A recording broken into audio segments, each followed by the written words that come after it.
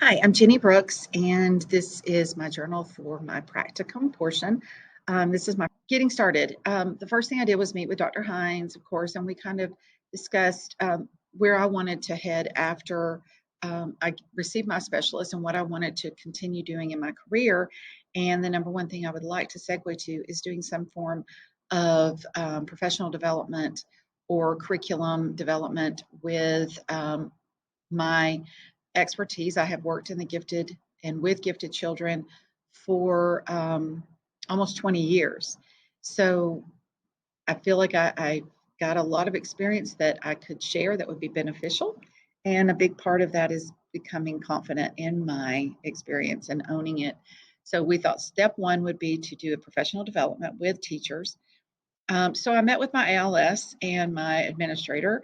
ILS is Dr. Amanda Ferris, and my administrator is Mark Vance. He had very little to add to the conversation and kind of turned it over to the ILS, but approved and gave me permission to move forward. The ILS and I discussed different ways of implementing professional development and what we thought would be the best for our setting in high school with so many diverse subjects and people with different backgrounds teaching those subjects.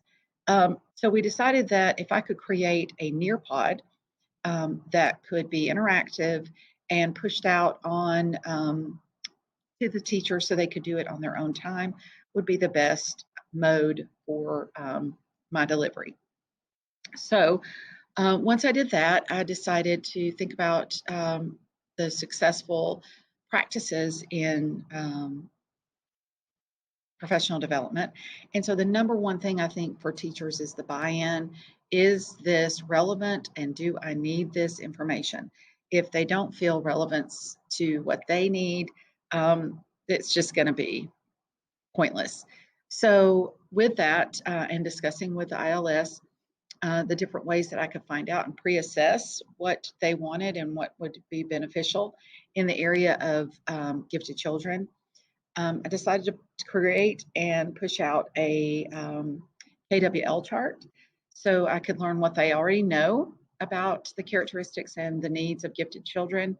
So I could see who had gone through the gifted endorsement and hold their gifted endorsement, and who is completely new to serving these children. And then the W, of course, is what do they want to know? So what do they already know and what do they want to know? So I can make sure that this is relevant to their needs. And then hopefully their L will be a lot of things that they've learned after the Nearpod. So we'll put that in the part of my post assessment.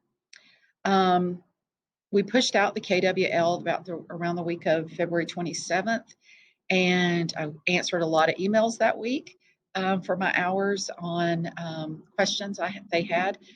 Basically, I wanted them to complete this KWL in their PLC, the professional learning community, when they meet each week, so they could do it as a whole, and I would get, fewer KWLs and be able to kind of hone my professional development for the different subject areas, since the PLCs are already in those specific subject areas with the specific levels and strengths and so on. I brainstormed some solutions because I realized there are some people that think they don't need to know anything about the gifted children. And then I was trying to make something that would be relevant even for those in special ed. And so I thought we'll focus on twice exceptional, those in PE and health, and the CVAE, the careers area, ways that they can help. So I'm still working on that and fine tuning that, but I think I've got some solutions on that. Then following that, I started listing, like I said, different areas that I wanted to touch on in my Nearpod. So that's where I am now. I'm creating that Nearpod and hoping to push it out soon. Thank you so much.